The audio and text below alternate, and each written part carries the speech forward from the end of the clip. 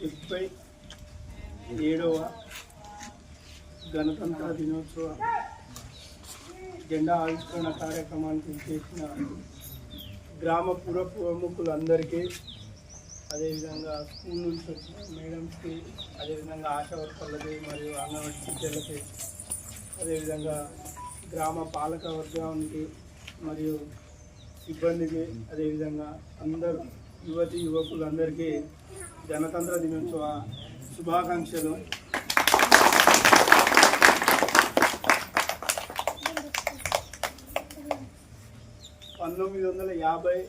జనవరి 26 రోజున మనకు రాజ్యాంగం ఆమోదించబడింది.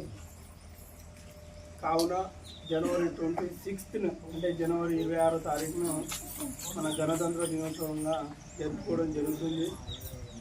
ఎందుకు ఈ 1947 అంటే గణతంత్ర దినోత్సవం మరియు స్వాతంత్ర దినోత్సవం రెండు ఉంటాయి. ఆగస్టు 15th, అదేవిధంగా జనవరి 26th.